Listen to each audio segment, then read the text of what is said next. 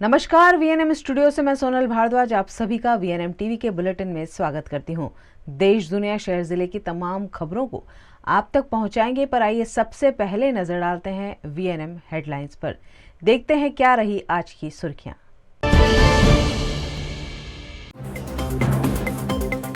Delhi MCD चुनाव में चला केजरीवाल का जादू, 250 में से 130 सीट जीतकर मिला बहुमत।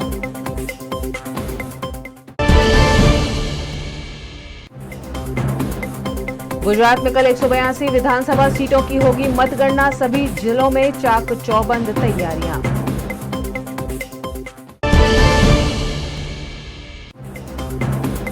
और गुजरात एटीएस की ड्रग्स पर लगातार छापेमारी, वडोदरा से अब तक लाखों का ड्रग्स बरामद।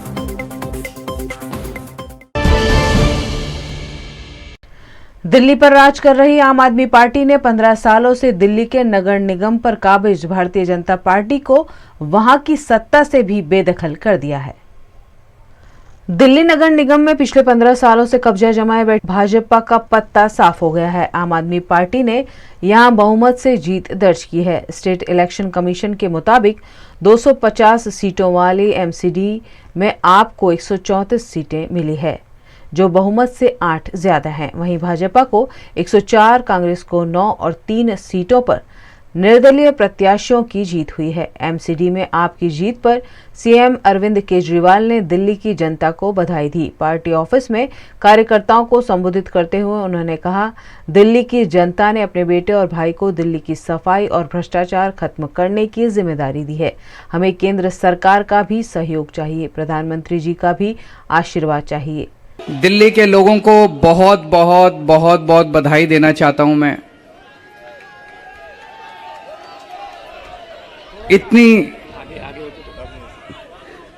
इतनी बड़ी जीत के लिए, इतनी शानदार जीत के लिए, इतने बड़े बदलाव के लिए, इतने बड़े परिवर्तन के लिए मैं दिल्ली के लोगों को बहुत बहुत बधाई देना चाहता हूं। मैं दिल्ली के लोगों का बहुत बहुत शुक्रिया अदा करना चाहता हूं कि उन्होंने अपने बेटे को, अपने भाई को इस लायक समझा कि उन्होंने आज हमारे को नगर निगम की भी जिम्मेदारी दी है। अभी तक उन्होंने हमें जो जो जिम्मेदारियां दी, दिल्ली के लोगों ने शिक्षा की जिम्मेदारी दी, स्कूलों की जिम्मेदारी दी। हमने रात दिन मेहनत करके स्कूल ठीक किए, लाखों करोड़ों बच्चों का भविष्य बनाया। लोगों ने हमें अस्पतालों की जिम्मेदारी दी, हमने रात दिन मेहनत करके अस्पताल ठीक किए, लोगों के इलाज का इंतजाम किया, अच्छे इलाज का इंतजाम किया। लोगों ने हमें बिजली की जिम्मेदारी दी, हमने बिजली ठीक की, बिजली मुफ्त की, 24 घंटे बिजली की। आज दिल्ली के लोगों ने अपने बेटे को, अपने भाई को दिल्ली की सफाई करने की जिम्मेदारी दी है, भ्रष्टाचार दूर करने की जिम्मेदारी दी है, पार्कों को ठीक करने की जिम्मेदारी दी है। कई सारी जिम्मेदारियां आज दी हैं। इतना प्यार दिया आपने, इतना विश्वास किया आपने मेरे ऊपर, इसके लिए मैं आपका ऋण कभी नहीं चुका सकता। मैं पूरी कोशिश करूंगा रात दिन मेहनत करके आपके इस भरोसे को कायम रखूं, ऐसी मेरी हमेशा कोशिश रहेगी। जितने कैंडिडेट्स जीते हैं उन सब लोगों को बहुत बहुत बधाई। आम आदमी पार्टी वाले जो जीते हैं उनको भी बधाई, भारतीय जनता पार्टी वाले जो जीते हैं उनको भी बधाई, कांग्रेस वाले जो जीते हैं उनको भी बधाई, निर्दलीय जो जीते हैं उनको भी बधाई, और जो हारे हैं उनसे मैं निवेदन करना चाहता हूं कि मायूस मत होना, दिल्ली को ठीक करने में हम आपका भी सहयोग लेंगे। અત્યારે જે છેલ્લા આંકડા આવી રહ્યા છે તે મુજબ 130 સીટ આમ આદમી પાર્ટીની કન્ફર્મ થઈ ગઈ છે। છેલ્લા ઘણા વર્ષોથી ભારતીય જનતા પાર્ટી દ્વારા એમસીડી ઉપર જે કબજો હતો, દિલ્હીની જનતા ખૂબ કંટાળેલી હતી, અનેક પ્રકારની ફરિયાદો હતી, પરંતુ મીડિયા પાવર, મસલ પાવર અને મની પાવરના દમ ઉપર આજે યેન કેન પ્રકારે જે સત્તા બનાવી રાખવાનું અને છેલ્લા ઘણા સમયથી ઇલેક્શન પણ લંબિત થતું હતું, છેવટે ગુજરાત સાથે ઇલેક્શન મૂક્યું અને દિલ્હીની જનતાએ એમને જવાબ આપ્યો છે. બધું જ નકારીને દિલ્હીની જનતાએ એવું કહ્યું છે કે મનીષ સિસોદિયાજી ઉપર જે આરોપ હતા તે ખોટા હતા, સત્યેન્દ્ર જૈનજી ઉપર જે આરોપ હતા એ ખોટા હતા. ભારતીય જનતા પાર્ટીએ સતત કીચડ ઉછાળવાનું કામ કર્યું, પણ એની સાથે સાથે કમળ પણ આજે દિલ્હીમાંથી ઉખડી ગયું છે અને દિલ્હીની જનતા ખૂબ ખુશ છે. આખા દેશમાં આમ આદમી પાર્ટીના કાર્યકર્તાઓ જશ્ન બનાવી રહ્યા છે. ગુજરાતમાં પણ અમદાવાદ ખાતે સ્ટેટ ઓફિસમાં સવારથી જ મોટી સંખ્યામાં કાર્યકર્તાઓ અહીંયા ઉપસ્થિત છે, એકબીજાને મીઠાઈ ખવડાવી રહ્યા છે, ગરબે રમી રહ્યા છે બહેનો, અને આનંદ અને ઉત્સવનું વાતાવરણ આજે અહીંયા દેખાય છે. આમ આદમી પાર્ટીના તમામ કાર્યકર્તાઓ અને દિલ્હીના તમામ વિજેતાઓને ખૂબ ખૂબ અભિનંદન. ગુજરાતમાં પણ જીતની અમને ખૂબ સારી આશા છે. આવતીકાલ માટે આમ આદમી પાર્ટીનો એક ઐતિહાસિક દિવસ હશે. ગુજરાતમાંથી આમ આદમી પાર્ટીએ રાષ્ટ્રીય પાર્ટી બની રહી છે. ખૂબ મોટી સંખ્યામાં લગભગ 1 કરોડથી ઉપરનો જનાધાર આવતીકાલે ગુજરાતમાંથી અમને જે પ્રાપ્ત થવાનો છે તે દુનિયા પણ જોશે. અને 27 વર્ષથી જે ભારતીય જનતા પાર્ટીના હાથમાં ગુજરાતની જનતાએ તિજોરીની ચાવી સોંપેલી, ગુજરાતની જનતાને કંઈ જ મળ્યું નથી, છતાં પણ 3.5 લાખ કરોડનું દેવું આજે ગુજરાતની જનતાને મળ્યું છે. ત્યારે ગુજરાતની જનતા ખૂબ કંટાળેલી છે. આપ જોઈ શકો છો મતદાનમાં કેટલો બધો ઘટાડો આવ્યો. જનતાને લોકતંત્ર ઉપરથી વિશ્વાસ ઉઠી જાય એ રીતે આજે શાસક પક્ષ દ્વારા ગુંડાગર્દી, ધાક ધમકી, લોકોને ડરાવવાની રાજનીતિ જે કરવામાં આવી એ જ એમને બતાવે છે કે વિકાસ નથી થયો. गुजरात के अहमदाबाद में गुजरात कॉमर्स कॉलेज में होने वाली मतगणना को लेकर तैयारियों को पूरा कर दिया गया है. गुजरात चुनाव 2022 के रिजल्ट में अभी कुछ ही चंद घंटे बाकी है, तो आप यहाँ पे देख सकते हो गुजरात कॉलेज में 7 विधानसभा जो क्षेत्र है उसकी मतगणना यहाँ पे होने वाली है. और यहाँ पे स्ट्रॉन्ग रूम है, सुरक्षा के 4 चौगन बंदोबस्त किए गए हैं. यहाँ पे कोई भी आदमी को बिना कार्ड के देखे आइडेंटिफाई करके अंदर एंट्री दिया जा सकता है. और अंदर देख सकते हो तो आप BSF का स्ट्रॉन्ग रूम में जो वहाँ पे EVM मशीन वहाँ पे रखे गए हैं, तो EVM का बंदोबस्त है. और बाहर यहाँ पे लोकल पुलिस का बंदोबस्त लगाया गया है, ताकि यहाँ पे अंदर जाकर के कोई भी कुछ भी मशीन के साथ कोई चेड़ा नहीं कर सके. ऐसे कलेक्टर चुनाव पंच ने बहुत अच्छी तरह से व्यवस्था किया है. जो कई पक्ष ऐसा आरोप लगाते हैं कि EVM के साथ कुछ भी तरह का चेड़ा, कोई अंदर कुछ भी हो सकता है, तो यहाँ पे जो भी आदमी आता है उसका प्रॉपर आइडेंटिफाई करके ही उसको अंदर एंट्री दी जाती है. और यहाँ पे पुलिस के भी 4 चौगन बंदोबस्त है. ત્રણેય કાઉન્ટિંગ સેન્ટરની મુલાકાત લીધી છે અને ઝીણી ઝીણી નાની નાની જે વસ્તુઓ લોકેશન સ્પેસિફિક હોય એ બધાનું પણ અત્યારે સોર્ટ કરી રહ્યા છીએ. ઇલેક્શન કમિશનની સૂચના મુજબ જે સ્ટ્રોંગ રૂમ છે એની ડિસ્ટ્રિક્ટ ઇલેક્શન ઓફિસર એટલે કે કલેક્ટરે રોજ એક વખત મુલાકાત લેવાની હોય છે. તો એ અન્વયે આજે કુલ 21 સબની કોન્સ્ટિટ્યુઅન્સીની મુલાકાત સ્ટ્રોંગ રૂમની લેવાની કાર્યવાહી પણ ચાલુમાં છે. અને ત્રિસ્તરીય જે વ્યવસ્થાઓ હોય છે, સૌથી નજીકનું અથવા તો સ્ટ્રોંગ રૂમની બાજુમાં CAPF ડિપ્લોયડ હોય છે. એનાથી બહારની બાજુ બિલ્ડિંગનો જે ગેટ છે, તો બિલ્ડિંગનો દરવાજો છે ત્યાં આગળ SRP હોય છે અને બહારની પેરીફરી છે એ લોકલ પોલીસ ગાર્ડ કરતી હોય છે. તો આ પ્રમાણેની ત્રિસ્તરીય વ્યવસ્થા છે, એના માટે પણ પૂરતો બંદોબસ્ત કરી દેવામાં આવ્યો છે. સાથે સાથે મીડિયાના મિત્રો માટે મીડિયા રૂમ અલગથી એસ્ટાબ્લિશ કરવામાં આવ્યો છે અને સ્ટ્રોંગ રૂમની ઉપર વોચ રાખી શકે એના માટે પોલિટિકલ પાર્ટીઝ અને કેન્ડિડેટના રિપ્રેઝેન્ટેટિવ્સ જે છે એમના માટે પણ એક અલગથી રૂમની વ્યવસ્થા કરવામાં આવી છે, જ્યાં આગળ એ લોકો 24 કલાક CCTV ફીડ જોઈ શકે કે આ જે સ્ટ્રોંગ રૂમ છે સતત ગાર્ડેડ છે કે કેમ. તો એ પ્રકારેની બધી જ ઇલેક્શન કમિશન ઓફ ઇન્ડિયાની જે સૂચનાઓ છે એ મુજબની જોગવાઈ અમદાવાદ જિલ્લા વહીવટીતંત્ર અને પોલીસ તંત્ર દ્વારા કરવામાં આવી છે. कमल सोनी, VNM TV, अहमदाबाद. गुजरात के दाहोद में पॉलिटेक्निक कॉलेज के स्ट्रांग रूम के बाहर बिना नंबर की गाड़ियों की आवाजाही के चलते आप और कांग्रेस के कार्यकर्ता मौके पर पहुंचे. गुजरात विधानसभा चुनाव 2022 का मतदान खत्म हो गया है और कल चुनाव के परिणाम आएंगे. मतदाताओं ने प्रत्याशियों के भविष्य को EVM मशीन में सील कर दिया है और यह EVM मशीन स्ट्रांग रूम में रख दिए गए हैं. गुजरात के दाहोद में पॉलिटेक्निक कॉलेज में EVM मशीन स्ट्रांग रूम में बंद है, लेकिन इस दौरान कॉलेज में बिना नंबर की गाड़ियों की आवाजाही की खबर मिलते ही आम आदमी पार्टी के कार्यकर्ता और कांग्रेस के कार्यकर्ता पॉलिटेक्निक कॉलेज पहुंचे और EVM में गड़बड़ी की आशंका के चलते EVM की सुरक्षा में दिन रात पहरेदारी की. इस मामले पर प्रशासन का कहना था कि गलत जानकारी के चलते यह घटना घटी है, ऐसे में अफवाहों से दूर रहें. गुजरात के भरूच जिले में 5 विधानसभा बैठकों की मतगणना का इंतजाम जिला प्रशासन द्वारा किया गया है.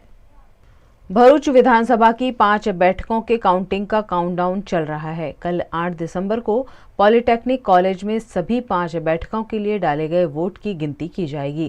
मतगणना के दौरान कानून व्यवस्था चुस्त दुरुस्त रखने के लिए पुलिस और प्रशासन द्वारा तैयारियां कर ली गई हैं। इन तैयारियों का जिला कलेक्टर द्वारा जायजा लिया गया और तैयारियों पर मीडिया को जानकारी भी दी गई।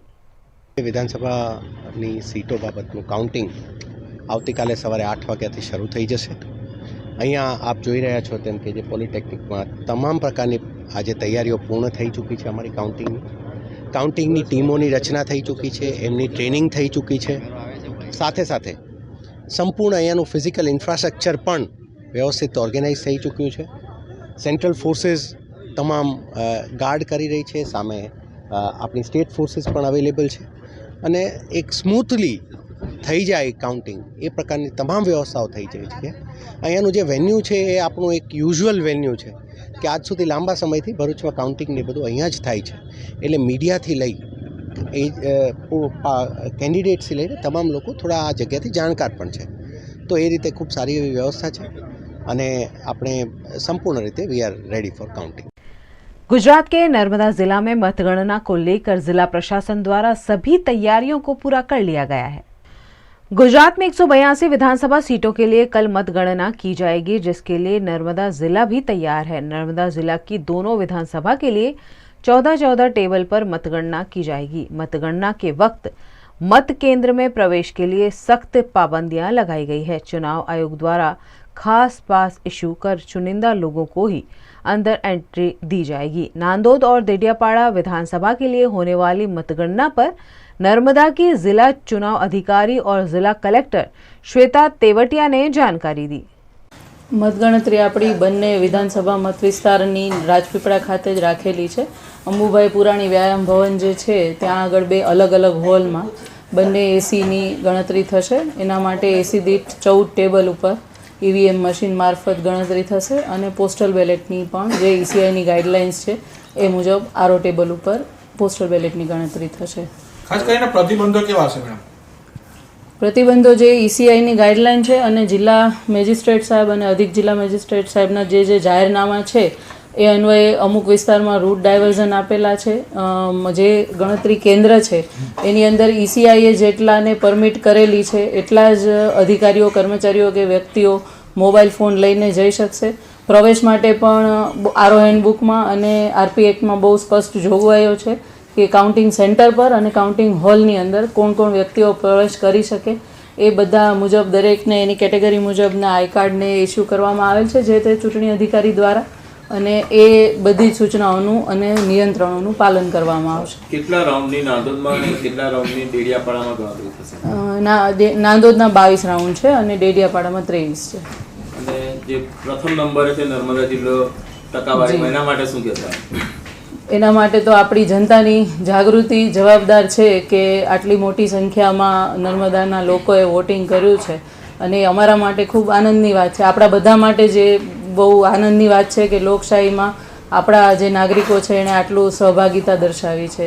गुजरात के कच्छ जिले में 6 विधानसभा बैठक की मतगणना की तैयारियां इंजीनियरिंग कॉलेज में की गई हैं। पूरे गुजरात राज्य में कल 182 विधानसभा सीटों पर वोटों की गिनती होगी। गुजरात के कच्छ जिला में विधानसभा की 6 बैठक हैं, जिसके लिए 55 उम्मीदवार मैदान में हैं। इन सभी उम्मीदवारों के लिए डाले गए वोट की गिनती भुज की सरकारी इंजीनियरिंग कॉलेज में की जाएगी। 14 टेबल पर 132 राउंड में मतगणना की प्रक्रिया पूरी की जाएगी, जिसके लिए कानून व्यवस्था चाक चौबंद रूप से तैनात कर दी गई है। गुजरात के वडोदरा के सिंधरोड से मिले 121 करोड़ रुपए के ड्रग्स मामले गुजरात एटीएस द्वारा पत्रकार परिषद में जानकारी दी गई। गुजरात के वडोदरा के सिंधरोड से पिछले दिनों ड्रग्स बनाने की फैक्ट्री पकड़ी गई थी। इस मामले गिरफ्तार हुए आरोपियों से पूछताछ में लगातार ड्रग्स बरामद हो रहे हैं, जिस पर गुजरात एटीएस द्वारा जानकारी दी गई। एक सप्ताह पहला बरोड़ा रूरल में सिंधरोड गामनी सीममा एटीएस द्वारा रेड करवामां आवेली अने ए सफल रेडना अंते 60 किलो उपरांत मेफेड्रोन અને 80 કિલો જેટલું લિક્વિડ મેફેડ્રોન મળી આવેલું। એ આરોપીઓની વધુ તપાસ કરતા અને આરોપીના રિમાન્ડ માંગતા રિમાન્ડ દરમિયાનમાં ભરત ચાવડા પાસેથી 1.77 કિલો તારીખ 3/12ના રોજ અને ગઈ રાત્રે 6/12ના રોજ શૈલેષ કટારિયાના ઘરેથી 24.280 કિલોગ્રામ જેટલું મેથેડોન કબજે કરવામાં આવે છે. તૈયાર જથ્થો ક્યાં મોકલવાનો હતો, કેટલા દિવસ પહેલાથી એટલે કે જે પહેલી જે રેડ થઈ ત્યારથી ક્યાં સુધી રાખવામાં આવ્યો હતો અને ભરત જે આરોપી ઝડપાયા જેના ઘરેથી મળ્યું છે તે ક્યાં મોકલવાનો હતો, કોની સંડોવણી? આ જથ્થાની અંદર આ કેસના મુખ્ય આરોપી સોમિલે શૈલેષ કટારિયાના ઘરે રાખેલ હતું અને આ જથ્થો મુંબઈ દ્વારા દુબઈ મોકલવામાં આવ્યો. દુબઈ જવાનું અને કોણ લઈ જવાનું? એક આ જ કેસનો વોન્ટેડ આરોપી છે, એ આ માલને રિસીવ કરવાનો. રિમાન્ડ ઉપર છે અને રિમાન્ડ દરમિયાન એની પૂછપરછ ચાલુ છે. જે વધુ રિમાન્ડ માંગીશું, ફર્ધર રિમાન્ડ આવતીકાલે માંગવામાં આવશે અને એ દરમિયાન જે તપાસમાં હશે તે આપણે રાજ્યભરમાં કેટલા મોટા નેક્સસની આશંકા સેવી રહ્યા છો અને કઈ દિશામાં હાલ તપાસ ચાલી રહી છે? આ કેસની અંદર સંડોવાયેલા કોઈ પણ માણસને છોડવામાં નહીં આવે અને એક મોટું રેકેટ જે છે એ રેકેટ પર્દાફાશ થયું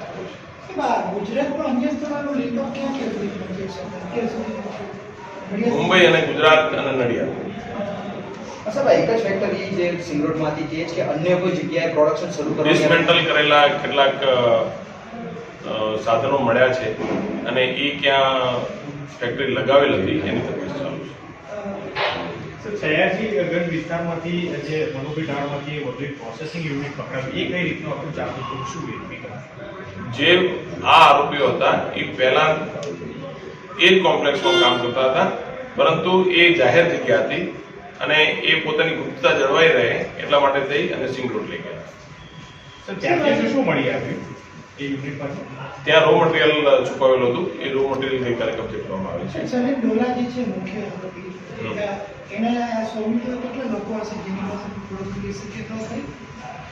સલીમ ડોલા હાલ વોન્ટેડ છે અને અગાઉ એનડીપીએસના કેસોમાં મુંબઈ તથા થાણેમાં પકડાયેલો છે.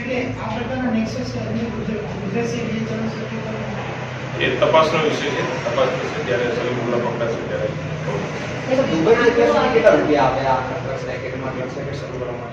એ ફાઇનાન્શિયલ જે રૂટ છે એને એટીએસ દ્વારા તપાસ કરવામાં આવે. દુબઈથી હવાલા થતા હતા નેવડી સામે આવ્યું છે તપાસમાં, કેટલું ડ્રગ્સ અત્યાર સુધીમાં કેટલું મોકલ્યું છે અને એના નેમ બન્યું છે 100 કિલો જેટલું. એની અંદરથી વધુ ને વધુ પોલીસે રિકવર કર્યું છે, પરંતુ જે લિક્વિડ છે એ લિક્વિડ સિવાયનું બીજું हार्ड કેટલું બન્યું છે તપાસ ચાલુ છે. न्यूज रूम से खबरों का सिलसिला बदस्तूर जारी रहेगा, बने रहिए हमारे साथ, देखते रहिए वीएनएम न्यूज. भारत ले रहा है इलेक्ट्रिक अंगड़ाई. क्यों ना हम साथ चले, साथ चले, साथ बढ़े, साथ बढ़े, देश मेरे, देश मेरे. देश को ले जाए नई दिशा की ओर. आपका जॉय, भारत का जॉय.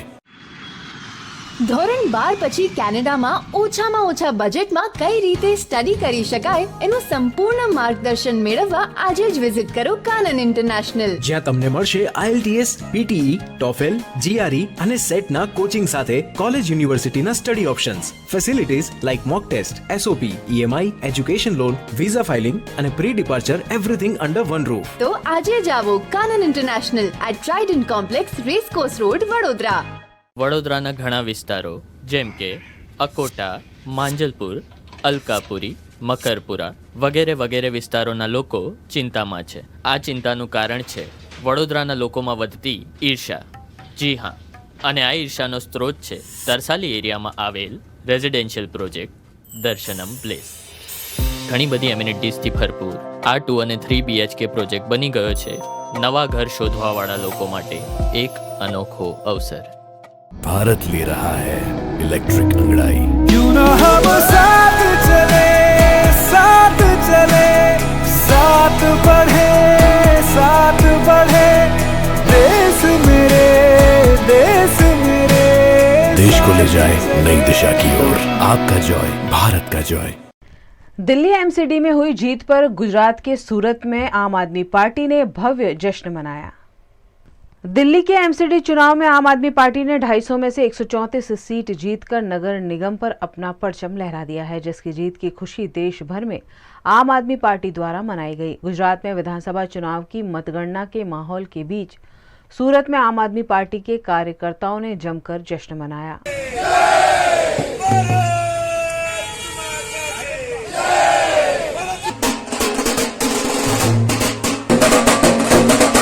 इस मौके पर गुजरात प्रदेश अध्यक्ष गोपाल इटालिया ने पत्रकारों को संबोधित किया। આજે દેશની અંદર એક નવો ઇતિહાસ રચાયો છે। આમ આદમી પાર્ટી જે દેશની સૌથી નાની પાર્ટી છે, સૌથી નવી પાર્ટી છે, એ નવી પાર્ટીએ દેશની સૌથી નાની પાર્ટીએ દેશની કહેવાતી સૌથી મોટી પાર્ટીને ટક્કર આપીને દિલ્હીની મ્યુનિસિપલ કોર્પોરેશનની અંદર 15 વર્ષ જૂના ભ્રષ્ટ શાસનને હટાવીને એક ઈમાનદાર શાસન આપવાની શરૂઆત કરી છે।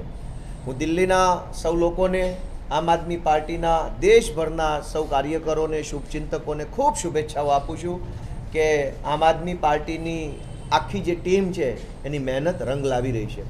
આમ આદમી પાર્ટી એક રાષ્ટ્રીય પાર્ટી તરીકે ધીમે ધીમે ધીમે ઉભરી રહી છે।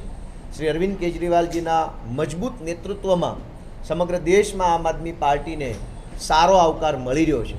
આજે દિલ્હી એમસીડીના પરિણામોએ સાબિત કરી દીધું છે કે ભ્રષ્ટ ભાજપને જો કોઈ ટક્કર આપી શકે એમ હોય આખા દેશમાં, ભાજપ પાર્ટીને કોઈ હરાવી શકે એમ હોય આખા દેશમાં, ભાજપ પાર્ટીને કોઈ રોકી શકે એમ હોય આખા દેશમાં, તો એ માત્ર ને માત્ર આમ આદમી પાર્ટી અને અરવિંદ કેજરીવાલ છે, એવું આજથી સાબિત થઈ ગયું છે। ગુજરાતમાં આવતીકાલે આવનારા જે પરિણામો છે એ પરિણામો પણ બતાવશે કે આખા દેશમાંથી ભાજપના ભ્રષ્ટાચારને, ભાજપ પાર્ટીને રોકવાની શક્તિ જો કોઈ પાર્ટીમાં, કોઈ ટીમમાં, કોઈ નેતામાં હોય તો આમ આદમી પાર્ટી અને અરવિંદ કેજરીવાલમાં છે। આમ આદમી પાર્ટીએ દિલ્હીની અંદર ખૂબ સારા કામો કર્યા અને દિલ્હીની જનતાનો વિશ્વાસ જીત્યો। 15 વર્ષથી ભ્રષ્ટ ભાજપની સરકાર મ્યુનિસિપલ કોર્પોરેશન ઓફ દિલ્હીની અંદર બેઠી હતી। છેલ્લે ઘણા બધા ષડયંત્રો કર્યા, 3 કોર્પોરેશનમાંથી યુનિફિકેશન કરીને એક બનાવી અને ઘણા બધા ષડયંત્રો કર્યા પછી પણ જનતાએ પ્રેમ પોતાના દીકરા અરવિંદ કેજરીવાલને આપ્યો, જનતાએ વિશ્વાસ પોતાના ભાઈ અરવિંદ કેજરીવાલ પર મૂક્યો। એવી જ રીતે આવતીકાલે ગુજરાતની જનતા પણ પોતાના દીકરા ઈશુદાન ઉપર, પોતાના ભાઈ અલ્પેશ ઉપર, પોતાના દીકરા અરવિંદ કેજરીવાલ ઉપર ગુજરાતની જનતા કાલે પોતાનો પ્રેમ ઢોળવાની છે। એની હું એડવાન્સમાં બધાને શુભેચ્છાઓ આપું છું। આજે આખા ગુજરાતમાં આમ આદમી પાર્ટીના સૌ કાર્યકર્તાઓ થનગની રહ્યા છે અને ખૂબ ઉત્સાહમાં છે એમસીડીના રિઝલ્ટને લઈને। આજે આમ આદમી પાર્ટીના સૌ કાર્યકરોને હું પણ વિનંતી કરું છું કે આવતીકાલે આપણી માટે બે ખુશીનો દિવસ તો છે જ છે, બે ખુશી તો ઉજવવાની જ છે, પણ જ્યાં જ્યાં આમ આદમી પાર્ટીના ઉમેદવાર જીતે ત્યાં ત્રીજી ખુશી ઉમેદવારની જીત સ્વરૂપે પણ ઉજવવાની છે। 27 વર્ષ રાહ જોઈ છે, હવે એક રાત વધુ રાહ જોઈ લો, તમારી આશાનો અંત આવશે કાલે। गुजरात के वडोदरा के अंकोडिया से गुजरती नर्मदा कैनाल में युवक का शव पाए जाने से मौके पर लोगों का जमावड़ा देखा गया। गुजरात के वडोदरा शहर में अंकोडिया नर्मदा कैनाल में एक युवक का शव पाए जाने से लोगों का मौके पर जमावड़ा देखा गया। घटना की जानकारी फायर ब्रिगेड को भी दी गई। ये शख्स 2 दिनों से लापता था, जिसका शव बरामद करने की कवायद फायर ब्रिगेड द्वारा की गई। घटना की जानकारी गांव के सरपंच अल्पेश पटेल ने दर्जीपुरा फायर स्टेशन और पुलिस को की थी, जिसके बाद फायर ब्रिगेड और पुलिस की टीम ने मौके पर पहुंचकर युवक के शव को बरामद कर पोस्टमार्टम हेतु अस्पताल भेज दिया। अंकोडिया गामनी नजीक नर्मदा केनल आवेली है, त्या गई काले जयदीपभाई रंजीतभाई सोलंकी रहे अंकोडिया, तेओ पोतानो मोबाइल केनलनी पाड़ी पर मूकीने अंदर माठू लागता अंदरे जंप मार्यो हतो। जे आजे अमारा फायरना जवानोए एमने सलाम मारूं छूं। एक अर्धो कलाक पहला ज मैं फोन कर्यो अने तात्कालिक एमने एक्शन में आवीने ए बॉडी शोधी नाखी छे। तेथी हूँ फायरना जवानोने खूब खूब अभिनंदन आपूँ छूं। कोडिया गाम छे वडोदरानुं, त्यानो अमने कॉल मळेलो। अमे दर्जीपुरा फायर स्टेशनथी अमारी टीम साथे 9:45 वागे एमने कॉल मळेलो। अर्धा कलाकमां अहींया पहोंची स्थळ पर आवी तपास करी अने अंदर कामगीरी करी अने शोधखोळ करीने જયદીપભાઈને આપણે શોધી આપેલ છે અને અમારી ટીમ સાથે મળીને અમે કામ કરેલ છે. સરપંચ સાહેબ અહીંયા ઉપસ્થિત છે અને એમનો સારો રિસ્પોન્સ છે. અમે પણ એમને મદદ કરી અને શોધખોળ કરીને શોધી આપેલ છે બોડી. गुजरात विधानसभा चुनाव के परिणाम से पहले दिल्ली एमसीडी जीत का उत्सव आम आदमी पार्टी ने अहमदाबाद में मनाया. गुजरात विधानसभा चुनाव के परिणाम तो कल आएंगे, लेकिन आज दिल्ली में नगर निकाय के चुनाव के परिणाम आ गए हैं, जिसमें आम आदमी पार्टी ने स्पष्ट बहुमत हासिल किया है, जिससे आम आदमी पार्टी के हौसले बुलंद हैं. आम आदमी पार्टी के कार्यकर्ताओं द्वारा अहमदाबाद में गुजरात प्रदेश कार्यालय पर जीत का जश्न मनाया गया. इस मौके पर पटाखे चलाकर, मिठाइयां खिलाकर खुशियां बांटी गई.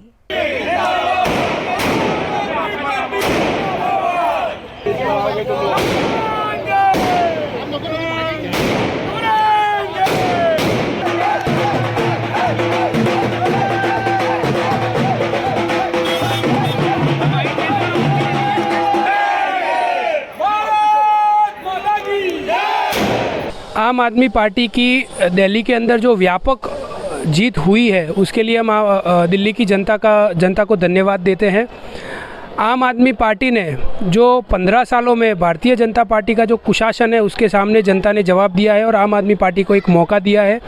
भारतीय जनता पार्टी ने हर तरीके से हथकंडे अपनाए और आम आदमी पार्टी के नेताओं को दबाने की कोशिश की, आम आदमी पार्टी के नेताओं को रोकने की कोशिश की, आम आदमी पार्टी के नेताओं पर शराब घोटाले, अन्य घोटालों के आरोप लगाए. कोई नेता ने बोला 1 लाख करोड़ का घोटाला हुआ है, किसी ने बोला 1000 करोड़ का घोटाला हुआ है, कोई नेता ने बोला 15 करोड़ का घोटाला हुआ है. पर आज दिल्ली की जनता ने जवाब दिया और जब सीबीआई की चार्जशीट आई तो सीबीआई की चार्जशीट में मनीष सिसोदिया का नाम तक नहीं है. तो आज ये एक इतिहास में पहली बार ऐसा हुआ है कि अपने आप को दुनिया की सबसे बड़ी पार्टी कहने वाली भारतीय जनता पार्टी को भारत देश की सबसे छोटी पार्टी आम आदमी पार्टी ने हराया है. और इस बार इतिहास में 15 साल से जहां भारतीय जनता पार्टी जीतती आई है वहाँ अरविंद केजरीवाल जीत के नेतृत्व में आम आदमी पार्टी ने एक ऐतिहासिक जीत हासिल की है. गुजरात विधानसभा के चुनाव के परिणाम, इसके बारे में आप क्या कहते हैं? कल आम आदमी पार्टी ने गुजरात के अंदर बहुत मजबूताई से लड़ा है. देखिए, इसका एक स्पष्ट तौर पे मैं आपको उदाहरण देना चाहूँगा कि जब एमसीडी के चुनाव एक साल के पहले हो जाने चाहिए थे, वही चुनाव भारतीय जनता पार्टी ने जानबूझ के गुजरात के चुनाव के साथ में रखे. इसके पीछे एक भारतीय जनता पार्टी की साजिश थी, क्योंकि आम आदमी पार्टी के नेता गुजरात में इतना अच्छा वक्त ना दे पाए, इतना समय ना दे पाए और भारतीय जनता पार्टी आम आदमी पार्टी को दबाने की कोशिश करे. तो ये एक साफ तौर पर देखा जा रहा है कि भारतीय जनता पार्टी आम आदमी पार्टी से डरी हुई थी. आम आदमी पार्टी के नेताओं के सर फोड़े गए, आम आदमी पार्टी के कार्यकर्ताओं को मारा गया, आम आदमी पार्टी के उम्मीदवारों को अपहरण करने की कोशिश की, आम आदमी पार्टी के नेता उम्मीदवारों को खरीदने की कोशिश की, वोटरों को खरीदने की कोशिश की, यहाँ तक कि वोटरों को दारू की बिक्री देने का काम भारतीय जनता पार्टी के नेताओं ने किया है. दाता के उम्मीदवार भारतीय जनता पार्टी के, उन्होंने सरेआम पब्लिक के सामने बोला है कि आपको जब दारू चाहिए, जितना चाहिए, जहाँ चाहिए मैं दूंगा. तो ये सब एक दिखा रहा है कि भारतीय जनता पार्टी गुजरात में डरी हुई थी और ये मान रही थी कि आम आदमी पार्टी अच्छा प्रदर्शन करेगी. फिर भी कल जनता हमको जो भी फैसला सुना है उसके लिए हम तैयार है. हमने बहुत मजबूताई से लड़ा है और आम आदमी पार्टी कल एक बहुमत के साथ गुजरात में जीत रही है, ऐसा हम मान के चल रहे हैं. गुजरात विधानसभा चुनाव से पहले आम आदमी पार्टी से जुड़े अल्पेश कथीरिया सूरत की वराछा बैठक से जीत की उम्मीद लगा रहे हैं. गुजरात विधानसभा चुनाव 2022 के परिणाम कल आने वाले हैं. विधानसभा चुनाव से पहले ही अग्रणी अल्पेश कथीरिया आम आदमी पार्टी से जुड़े थे, जिन्हें सूरत के वराछा से टिकट दिया गया था. अल्पेश कथीरिया ने अपनी जीत का भरोसा जताया है. बस अब कुछ ही घंटे हैं जो कल के परिणाम की गुजरात की ये नया दौर है, गुजरात में जो क्रांति होगी उसका सुवर्ण पल है वो कल है. और कल सुबह 8 से लेके शाम 5 बजे तक पूरा पिक्चर क्लियर होने वाला है. और हम आशा रखते हैं और हमें विश्वास भी है कि हमने जिस तरह से काम किया उस तरह वराछा की जो जनता है, यहाँ के लोग हैं, माताएं, बहनें, वडील एवं हर बच्चे ने जिस तरह से हमें पुकारा है, हमको आश्वासन दिया है, उस तरह वराछा के लोग के आशीर्वाद से हम अवश्य जीत प्राप्त करेंगे. जिस तरह हमारी टीम ने मेहनत की है और उससे भी बढ़िया जिस तरह लोगों ने आशीर्वाद दिया है, वराछा विधानसभा के अंदर 1,22,000 का कुल वोट हुआ है. उसमें से 75,000 से ज़्यादा लोग हमें आशीर्वाद देंगे, ऐसा हमें आशा भी है और हम विश्वास भी रखते हैं.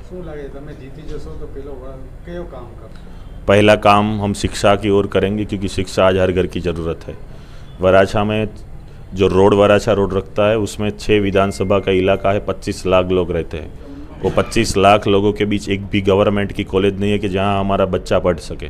तो हम हर फैकल्टी के साथ अच्छे इंफ्रास्ट्रक्चर वाली जो कॉलेज हमारे इलाके में हो सके उसके लिए पूरे प्रयत्न करेंगे और वो ही हमारा पहला काम होगा, जो हमारा पूरा सपना है। तो कल ही देखेंगे क्या कौन कौन घर में बैठता है, कौन कौन बाहर रोड पे आता है। गुजरात के वडोदरा में कानन.को द्वारा जनवरी 2023 इनटेक में कनाडा जाने वाले 500 से अधिक छात्रों के लिए प्री डिपार्चर सेमिनार का आयोजन किया गया। गुजरात में वडोदरा से कानन.को द्वारा अब तक हजारों छात्रों को सफलतापूर्वक विदेश भेजा जा चुका है। कानन.को से सफलतापूर्वक स्टूडेंट वीजा प्राप्त कर पढ़ाई के लिए कनाडा जाने वाले छात्रों के लिए कानन.को द्वारा प्री डिपार्चर सेमिनार का आयोजन किया गया। वडोदरा में प्री डिपार्चर सेमिनार का आयोजन सिर्फ कानन.को द्वारा किया जाता है।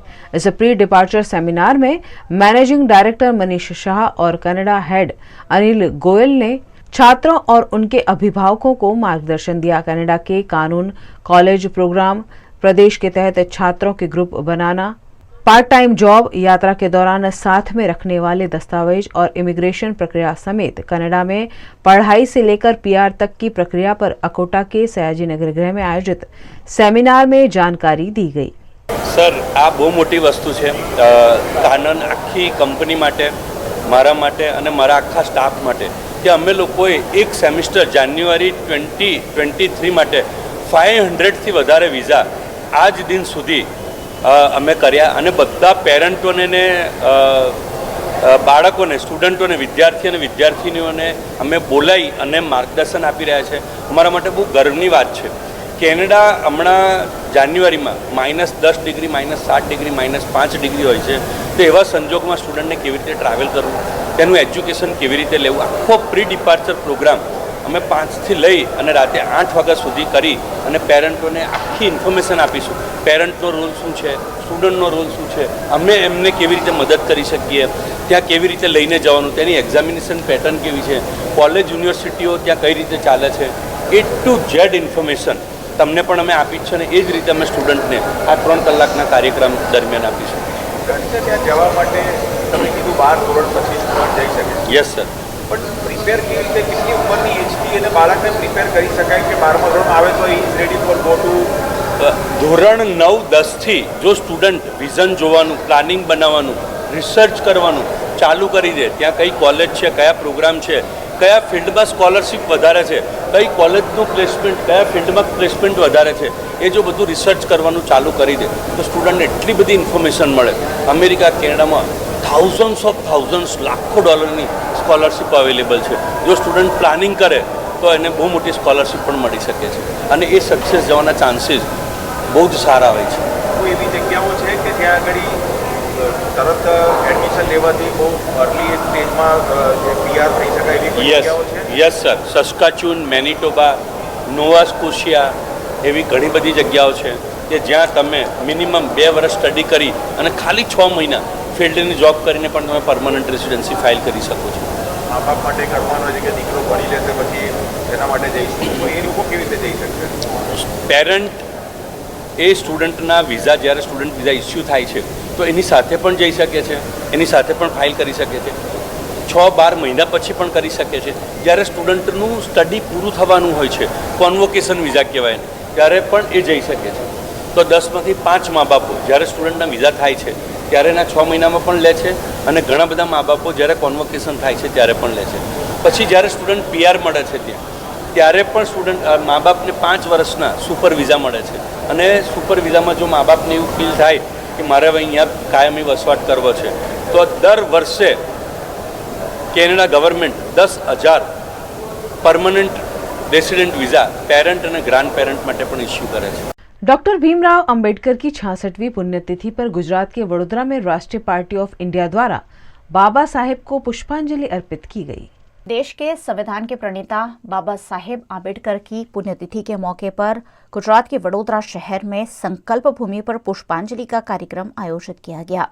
डॉक्टर भीमराव आम्बेडकर की 66वीं पुण्यतिथि के मौके पर राष्ट्रीय पार्टी ऑफ इंडिया द्वारा कमाटीबाग में स्थित संकल्प भूमि पर बाबा साहेब को पुष्पांजलि की गई। इस मौके पर वडोदरा जिला अध्यक्ष राजेश गोहिल, शैलेश शुक्ल समेत के पार्टी के पदाधिकारियों की उपस्थिति रही।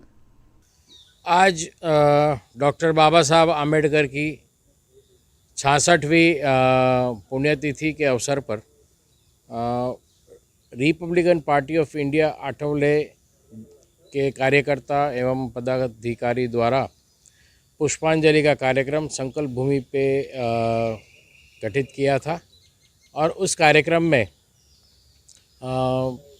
सभी कार्यकर्ताओं ने सुबह से आके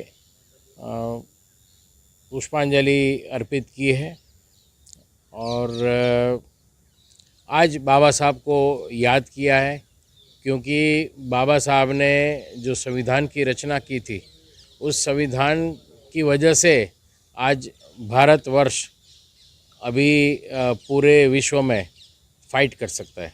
आज ये पवित्र संकल्प भूमि पे डॉक्टर बाबा साहेब आम्बेडकर की पुण्यतिथि है।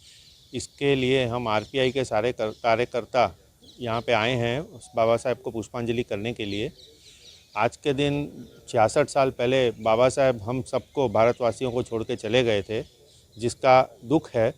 लेकिन बाबा साहेब ने एक ऐसा जो काम किया है जो ज़िंदगी जीते मरते आगे की पीढ़ियों तक जो कभी बदल नहीं सकता, वो है संविधान। भारत का संविधान बाबा साहेब आम्बेडकर की देन है। बस हम ये संविधान को आगे बढ़ाते चलें, इसमें कोई छेड़छाड़ नहीं होने दें और सारे सर्वधर्म, सब अनुसूचित जाति हो या सारे धर्म हो, बाबा साहब ने सबके लिए काम किया है। इसलिए हम इसी के ऊपर चलते रहें और हर साल इसी तरह बाबा साहब को भी याद करते रहें, उनके संविधान से आगे बढ़ते रहें। गुजरात की सांवली विधानसभा बैठक पर पुलिस के खिलाफ आक्रोश जताते हुए सूत्र लिखे जाने से सनसनी फैल गई है। गुजरात के सांवली में पुलिस की भूमिका पर सवाल उठाती हुई लिखाई सामने आई है। वडोदरा जिला के सांवली नगर में दीवारों पर पुलिस के खिलाफ स्लोगन लिखे गए हैं, जिसमें पुलिस की दबंगई, शराबबंदी के अमल में नाकामी, पुलिस की हफ्ताखोरी जैसे कई मुद्दे उठाते हुए पुलिस को खुलेआम बेनकाब कर दिया गया है। शराब का व्यवसाय करने वाले बुटलेगरों और पुलिस के बीच मिली भगत के गंभीर आरोप लगाते हुए स्लोगन दीवारों पर लिख दिए गए हैं। सांवली पुलिस के खिलाफ लोगों में पनप रहे आक्रोश से सांवली पुलिस की कार्यप्रणाली पर सवालिया निशान लग गया है। उत्तर प्रदेश के शाहजहांपुर में विरोधियों पर योगी आदित्यनाथ ने जमकर बरसते हुए विपक्षी दलों पर हल्ला बोला। उत्तर प्रदेश के मुख्यमंत्री योगी आदित्यनाथ शाहजहांपुर में प्रभुत्व वर्ग सम्मेलन में एक जनसभा को संबोधित करने पहुंचे। इस दौरान उन्होंने विधानसभा में सभी सीटों पर जीत दर्ज कराने के लिए शाहजहांपुर की जनता का शुक्रिया अदा किया। साथ ही उन्होंने आवास योजना के तहत लाभार्थियों को उनके आवास की चाबी भी सौंपी।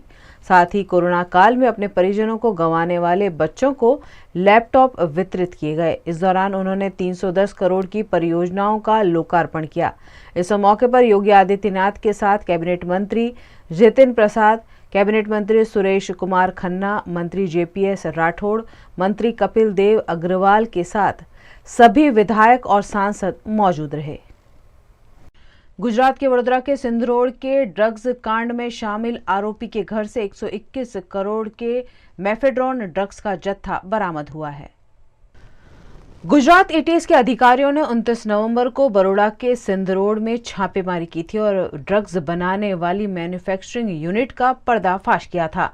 मामले की जांच में 5 लोग गिरफ्तार हुए हैं। उनसे पूछताछ में अब तक करोड़ों रुपए का ड्रग्स बरामद हो चुका है। मामले की पूछताछ में आरोपी शैलेश कटारिया को साथ रखकर की गई छापेमारी में 24.2 किलोग्राम ड्रग्स बरामद हुआ है, जिसकी अंदाजन कीमत 121.40 करोड़ है। अब तक इस मामले में 607.6 करोड़ की कीमत का ड्रग्स बरामद हो चुका है। गुजरात की वडोदरा में प्रमुख स्वामी महाराज के प्रागट्य दिवस के उपलक्ष्य में 101 तरह की चॉकलेट्स का भोग लगाया गया। पूरे विश्व में इन दिनों प्रमुख स्वामी महाराज के प्राकट्य दिवस का उत्सव मनाया जा रहा है। इसी के तहत अलग अलग कार्यक्रमों के आयोजन हो रहे हैं। इसी क्रम में वडोदरा में स्वामीनारायण संप्रदाय द्वारा भव्य केक उत्सव मनाया गया, जिसमें 101 तरह के चॉकलेट्स और 101 तरह के केक बनाकर शाक उत्सव और दीपोत्सव की तरह केक उत्सव मनाया गया। इस मौके पर स्वामीनारायण संतों की और हरि भक्तों की बड़ी संख्या में उपस्थिति रही। गुजरात के वडोदरा में सशस्त्र सेना ध्वज दिन के मौके पर सैनिकों और उनके परिवार के कल्याण के लिए फंड एकत्रित करने की शुरुआत की गई।